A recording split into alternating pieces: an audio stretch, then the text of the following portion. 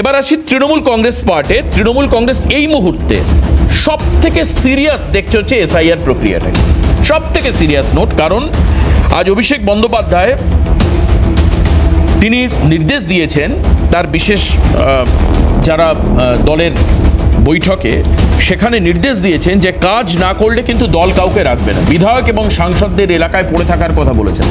এমনকি শুধু বাজেট অধিবেশনের দিন শুধুমাত্র বিধায়করা থাকবেন বিধানসভায়, বাদবাকি দিন তারা কাজ করবেন। এসআইআরে যাতে কোনোভাবে প্রবলেম না হয় সেই কারণের জন্য তিনি নির্দেশ দিয়েছেন এই দলের সমস্ত কর্মীকে। এবং খুব সম্ভবত কাল সিও দপ্তরে তৃণমূলের আরেক প্রতিনিধি দল আরেকবার যাবে, এটা আমরা এখনো পর্যন্ত জানতে পারছি। আসুন কারা এই বিষয়ে আলোচনা করবেন আমি পরিচয় করে দিই তাদের। আমি একদম এদিক থেকে বাদিক থেকে শুরু করব। শুভাশিস ভট্টাচার্য আমাদের সঙ্গে রয়েছেন, জাতীয় কংগ্রেস মুখপাত্র। শুভাশিস ভট্টাচার্যের পাশেই গৌরব মজুমদার, বাম মুখপাত্র, আমাদের সঙ্গে রয়েছেন।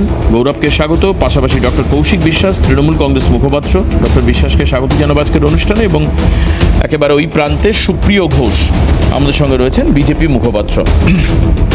আমি এই যে পদ্ধতিগুলো, আমি কৌশিকদাকে দিয়ে শুরু করি। কৌশিকদা, এই যে পদক্ষেপগুলো নেওয়া হচ্ছে, সিও দপ্তর থেকে চিঠি দেওয়া হচ্ছে, একদম উপরে লেখা রয়েছে office of the chief electoral officer, মানে সিও দপ্তর থেকে সরাসরি রাজ্যের ডিএম এবং ডিওদেরকে চিঠি।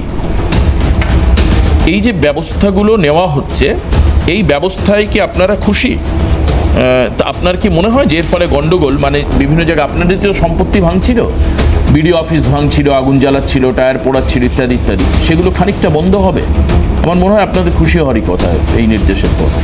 দেখুন, প্রথমেই আমরা তৃণমূল কংগ্রেসের পক্ষ থেকে কেন্দ্রীয় নির্বাচন কমিশনের এই যে 294 জন, আমাকে মার্জনা করবেন আমার গলাটা একটু বসে আছে, 294 জন মাইক্রো অবজারভার নিয়োগ করা হয়েছে, এই বৈষম্যমূলক আচরণের তীব্র প্রতিবাদ জানাচ্ছি।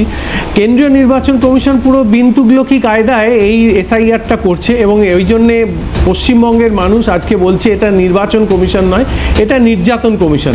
এবার ইলেকশন কমিশন অফ ইন্ডিয়ার যিনি চিফ ইলেকশন কমিশনার আছেন, তিনি তার রাজ্যের যিনি হেড সিইও, তাকে কি কি ইনস্ট্রাকশনস দিচ্ছেন সেগুলো তাদের আভ্যন্তরীণ ব্যাপার। কিন্তু আমাদের তৃণমূল কংগ্রেসের পক্ষ থেকে মনে হয় এতে লোকের হয়রানি বন্ধ হবে না। তার কারণটা খুব সিম্পল, অত্যন্ত উদ্দেশ্য প্রণোদিতভাবে নির্বাচন কমিশন বিজেপির সঙ্গে হাত মিলিয়ে ষড়যন্ত্র করে বাংলা ও বাঙালিদের উপর অত্যাচার বা বাংলার মানুষের উপর অত্যাচার করছে।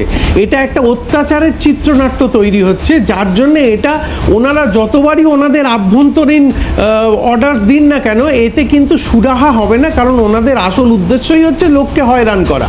এবং আপনারা জানেন যে এই গত 2 মাসে আপনারাও দেখিয়েছেন, সকলেই জানেন যে মনে হয় 30 থেকে 40 বার তারা তাদের নিয়ম পরিবর্তন করেছেন, তারা অর্ডার এনেছেন, সেগুলো করেছেন। তারপর সর্বশেষ যখন সুপ্রিম কোর্ট গালে থাপ্পড়গুলো মারল, মেরে লজিক্যাল ডিসক্রিপেন্সির তালিকা প্রকাশ করতে বললেন, তার নির্দিষ্ট সময়সীমা বেঁধে দিলেন, মাধ্যমিকের অ্যাডমিট কার্ডকে মান্যতা দিলেন, তখন আমাদের এটাই দেখার যে ওনারা সুপ্রিম কোর্টের নির্দেশাবলী মানেন কি মানেন না, সেইটা দেখার অপেক্ষাতেই আমরা কিন্তু রয়েছি। আমাদের একটাই দাবি, সেটা হচ্ছে বাঙালি এবং বাংলার উপর এই হয়রানিটা বন্ধ করা হোক।